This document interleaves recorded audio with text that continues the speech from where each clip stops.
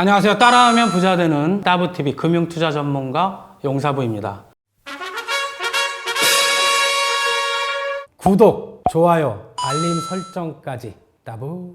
오늘은 영어 기사 한 대목 소개시켜 드리겠습니다. The 10-year Treasury yield hit another 16-year high on Tuesday, knocking the S&P 500 to a 4-month low.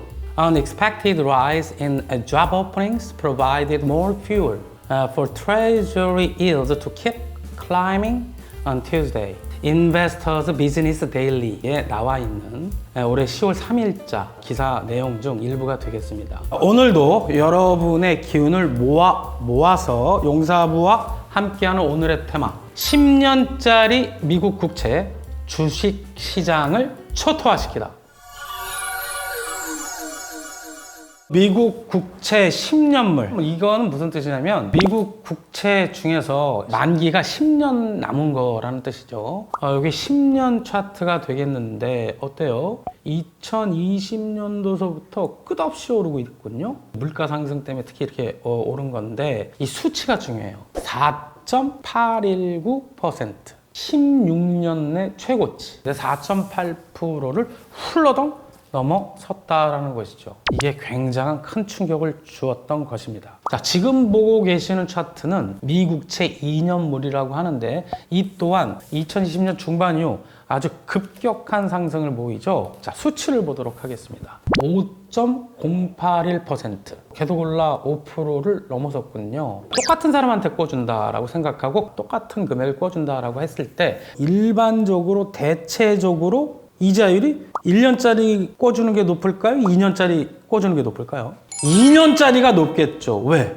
1년 꿔주는 거보다 2배 기네요. 돈 떼먹고 도망갈 가능성이 더 높죠. 똑같은 사람한테, 똑같은 기업에게 똑같은 금액을 꿔주는데 기간만 다를 때 장기간 빌려주는 게 당연히 금리가 높은 것입니다. 그게 정상적인 것이죠. 그런데 방금 전에 살펴본 10년물 4.8% 좀 넘었죠? 2년 꿔준 거, 얘는 5%가 넘어요. 누가 더 높죠? 지금 수치상으로 보니까 2년 꿔주는 게 짧게 꿔주는데 높네요. 이것을 장단기 금리의 역전현상.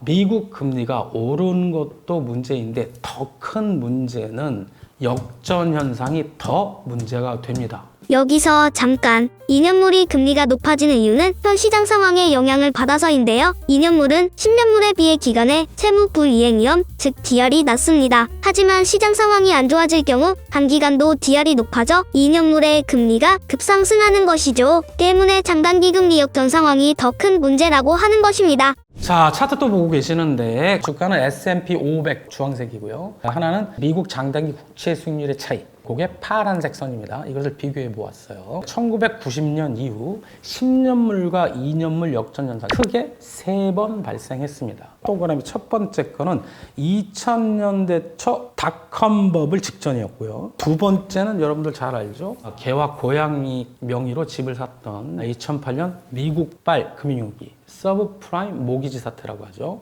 세 번째, 긴축을 시작한 지금입니다. 장단기 금리가 역전되었을 때 경제적으로 굉장히 큰 위험이 발생했었거든요. 경기 침체 위기를 파악할 수 있는 가장 신뢰도 높은 지표 중에 하나입니다.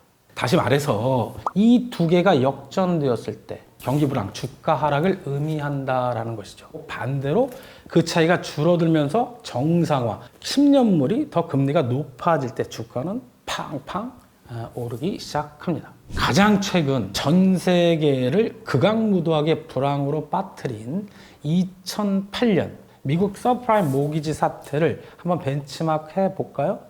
케이스 실러 지수라고 해서 미국 20대, 10대 도시의 평균 집값이에요. 그때 당시 굉장히 저금리였거든요. 좀 집이 없는 사람과 집을 한 채 갖고 있는 사람은 어떤 마음이 들까요? 포모 현상이 발생을 하죠. Fear of missing out. 나만 안 사서 소외된 것 같아. 빨리 사야 될 것 같아. 그래서 집값을 계속 올린 겁니다. 집을 살 수 있는 게 없는 사람들까지도 여러 채를 계속 샀기 때문이죠. 수요가 많으면 가격은 오르게 되어 있어요.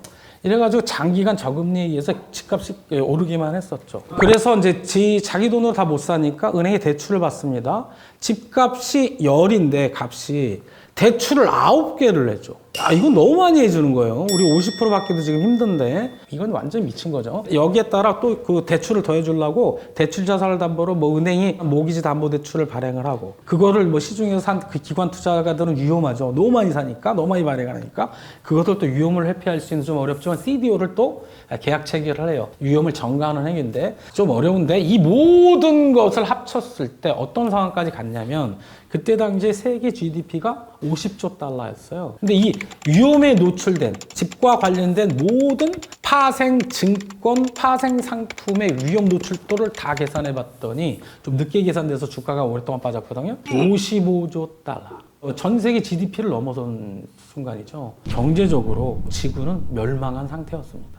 자, 이래가지고 주가가 극악무도하게 한 1년간 빠진 거죠. 자, 이렇게 위험한 상황, 극악무도의 경기 침체, 불황을 막기 위해서 미리미리 관리경제에 손을 쓰는 거예요. 금리를 올려서 부담을 줌으로써 자산버블, 지금 집값만 얘기했는데 집값의 버블을 미리 잡는 거죠. 아까 보았듯이 최근 7, 8월 두 달 연속 CPI가 상승하면서 연준 위원들이 매파죠.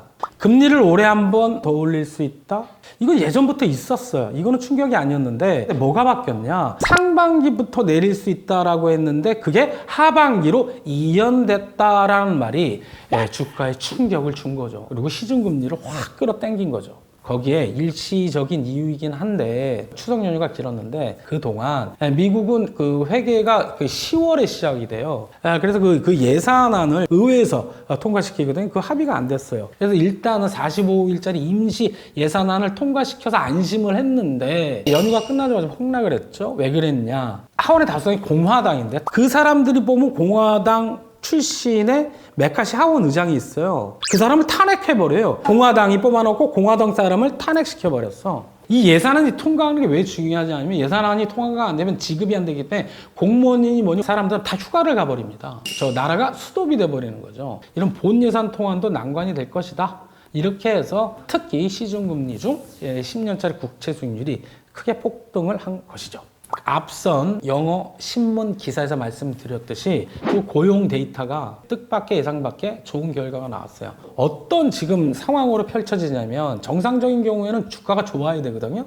구인을 많이 하면 급여를 받는 사람이 많을 거죠. 그만큼 소비가 늘어나니까. 근데 그걸 그렇게 보지 않고 미국 경제가 굳건하다라는 마음을 연방준비제도 이사회 위원들한테 심어준다라는 거죠. 이렇게 이런저런 이유로 인해서 연준의 고금리 정책이 장기화할 수 있다고 시장에서 투자자들이 겁을 먹은 겁니다.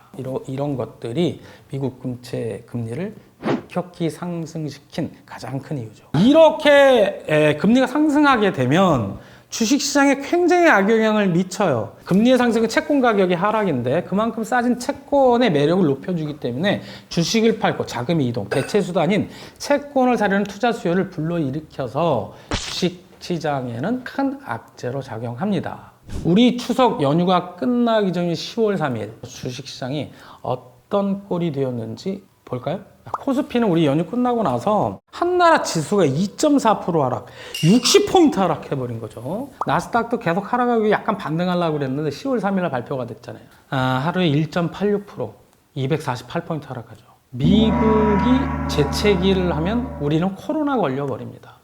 자, 향후 전망이 중요하겠죠? 무엇보다도 이번 금리 급등의 가장 직접적 원인은 뭐예요? 7, 8월 연속적인 물가 상승. 그럼 그 물가 상승이 계속 될지를 파악해보면 돼요. 제가 유가 때도 말씀을 드렸죠. 오르는데 한계가 있다. 자세한 것은 말입니다. 기름값 왜 이렇게 오르는 거야? 라는 테마를 다시 한번 보시기 바라겠고, 그리고 미국 물가, 제가 한 테마를 올렸죠? 미국 물가 좋다는 거야? 나쁘다는 거야? 에서 말씀드렸듯이 이 주거비가 지금 상승률이 꺾였어요. 이미 하반기 상승을 멈추고 내년 2분기 한 5월 정도로 예상을 하고 있는데 전년 동안 마이너스로 돌아가서 내년 연말까지 가면 9% 이상 하락할 것 같다라는 게 지배적인 전망이다라는 거죠. 유가도 상승의 한계가 있어 가장 큰 비중인 주거비는 하락폭이 점점 깊어질 것 같아. 그러면 연준의 그 물가 상승률 목표치, 그 연준 목표는 2%인데 2%에 근접하게 안정화될 것 같다라는 거죠. 물가가 안정화된다, 금리 올릴 필요 없고 오히려 낮추게 되면 주가는 가게 되어 있습니다. 자, 오늘은 10년짜리 미국 국채 주식시장을 초토화시키다라는 제목으로 여러분께 여러 말씀을 드렸는데 이런 내용들이 여러분들의 투자에 많은 도움이 되셨으면 하고요. 오늘도 따라하면 부자 되는 따부TV 용사부였습니다. 따부.